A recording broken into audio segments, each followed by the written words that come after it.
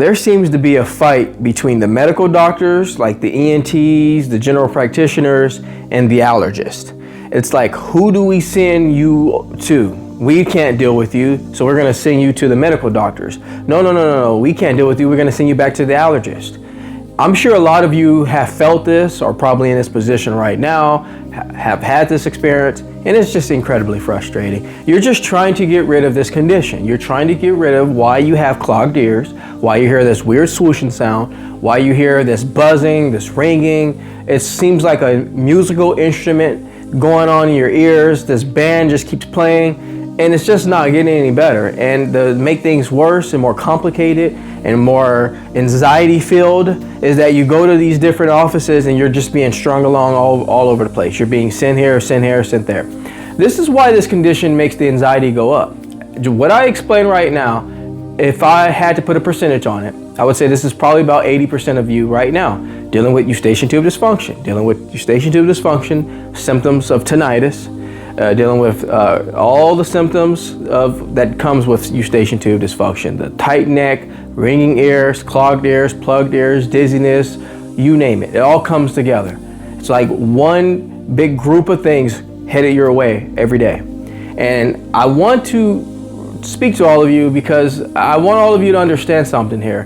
When you're in this circle, this whirlwind, this merry-go-round that's not fun, that you can't get off of, or if you do get off of, you feel like you've made a mistake or things are not going to get better, I want all of you to know something here.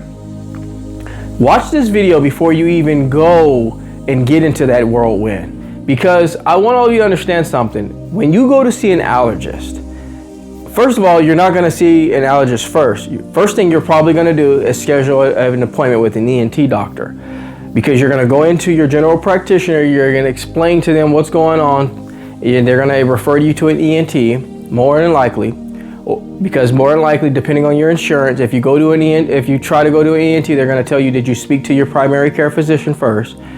So you're in that realm.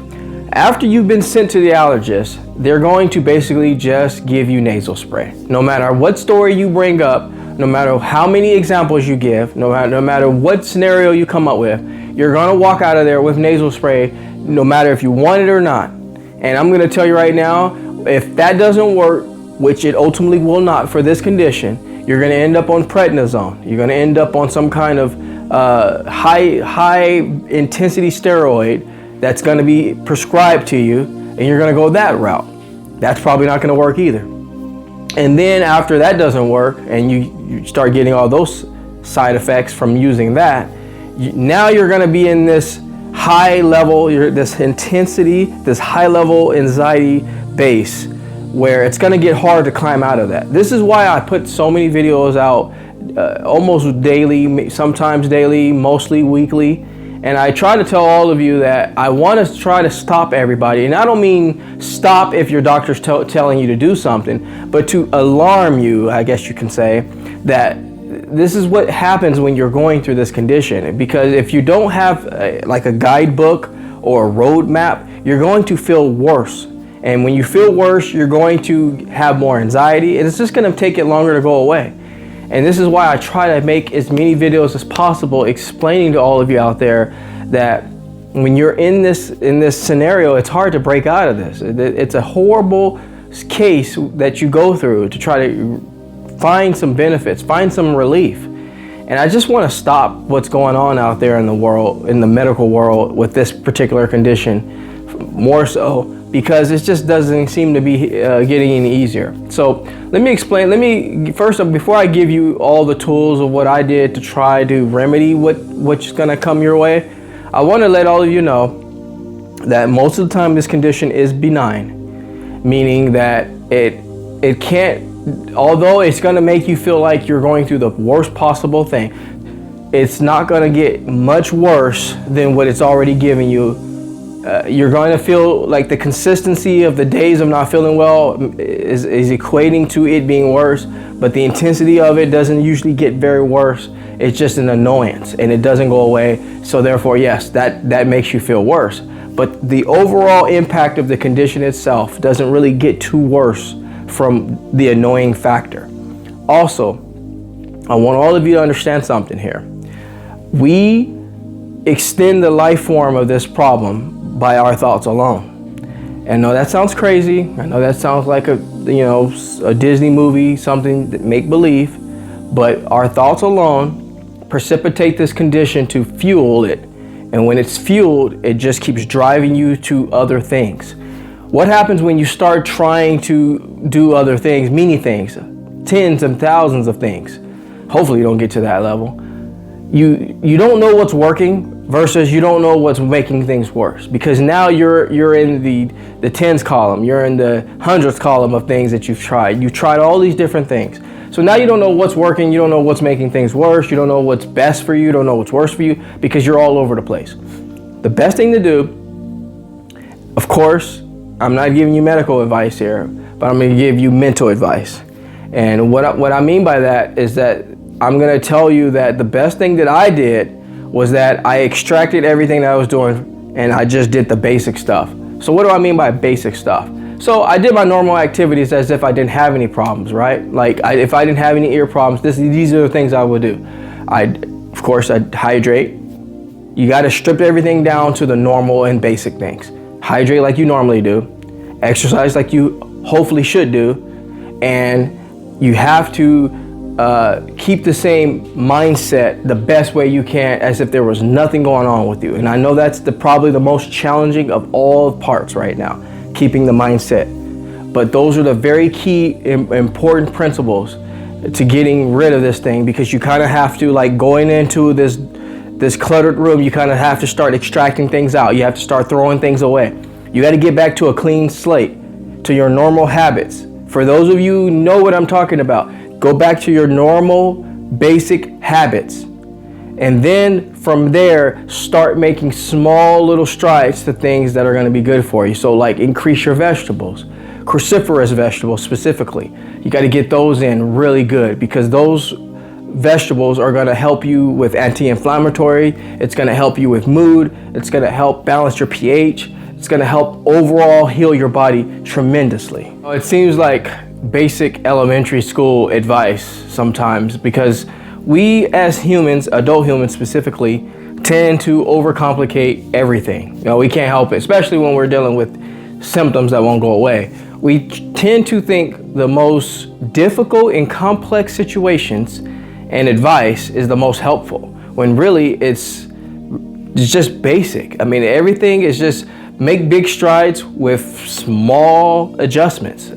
Being consistent has far greater flex, it has far greater results than a big impact all at once. A complex, difficult situation, and all the experience that I have has never been the most useful. It's always been that very simple adjustment that made all the difference in everything. In fact, I wrote this book about it, Heal Eustachian Tube Dysfunction. It's about 90 pages or so, a little over 90, close to 100 pages, probably 98, 99 pages. And it has everything that I went through in a book. It has all the types of appointments that I've been sent to, all the medications that I've been on. In fact, I even I took an actual prescription that I was given, and I even put all the type of prescriptions that I was given and prescribed to go use. You can check that out as well if you have a copy of this book.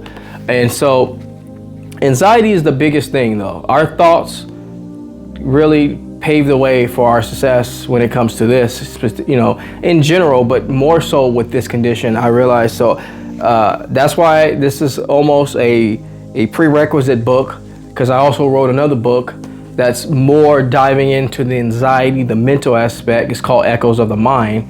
And that book I will be putting on the J Wellness Studio. That's on the J Wellness Studio. I will be putting on the J Wellness Academy real soon. Hopefully I'll have the team to put that up there for you.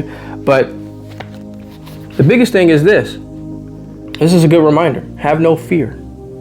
Have no fear. With all these symptoms that you're dealing with daily, have no fear. Because when you start to have fear, you start to make erratic decisions and choices. And you start to panic about things that are not even there. I can't tell you how many times I panicked about things that were not even there. I told the story a couple times on my channel here about a time when I just had the biggest panic attack I've ever had, and the only one I've ever had. and I just started panicking around my house, somewhere I spend a large portion of my life at, and I just didn't know what I was doing. All because of this condition right here.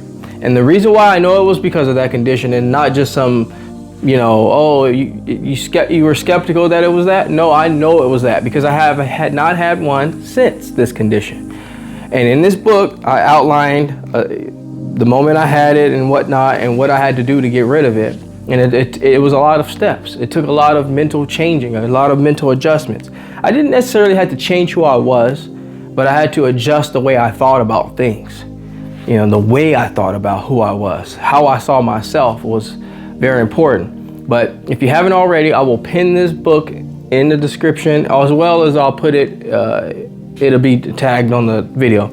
But this book has been helpful, because even sometimes now I go back and read it and I say, oh wow, I forgot about, I can suggest that too. I forgot I did that, I forgot. So it's basically my journal book. But for all of you out there that are being misled, misguided, what's being told to you is being misdiagnosed. It's not going to go away by itself. There's going to take some participation on your part. And I'm going to tell you, it's going to take most on your part, more than any other parts, any other person or provider or specialty or specialist. None of those people are going to jump in and save you on this, unfortunately. They're going to, depending on who you get advice from, they can help you, help you see a little more clearer what you need to do, but it's all going to come down to you. At the beginning, I put a lot of faith into the human that I was going to go see. So the ENT, the allergist, the general practitioner, urgent care providers. I put a lot of faith in all of these individuals, and I realized at the end of the day, it was up to me. It was up to the way I thought about things. Now, I can't recall the exact time I woke up and it was gone, but I can tell you that eventually what happens is it starts to be less annoying to you.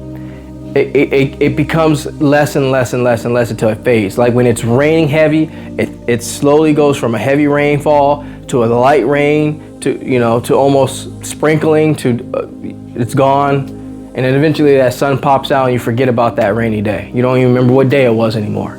That's kind of how it goes away. Starts off very strong, very unexpected, inconvenient, but then what it does is it slowly starts tapering off through all your works, all the works that you put in, the work of your mind, the work of not letting it agitate you, the work of not letting it let you want to cancel things and not go to these appointments meaning like things you want to do, like weddings, birthdays, those appointments, not doctor's appointments, things that you actually want to do.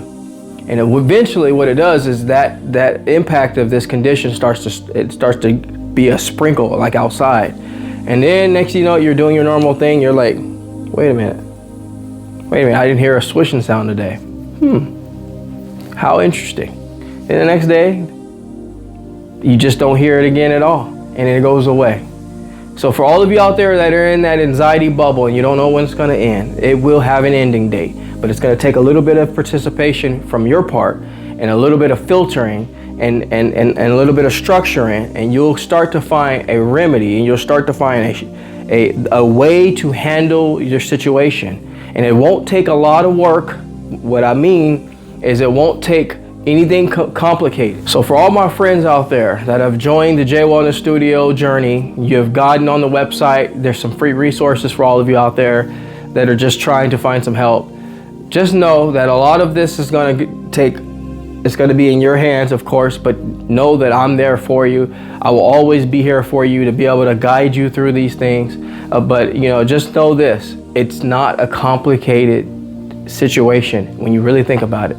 You just have to weather the storm. You have to get through it in a way where you refuse to give up. And over time, you'll start to see the healing happen for you. I hope this video was very helpful for you. If it was, please take time to subscribe to the channel. I try to bring content as often as possible. But in the meantime, I'm going to step out of the J Wellness Studio and leave you in good hands with this video. Like anything else, folks, we're here to simply go back to the basics. Take care, everybody, and I'll catch you in the next video.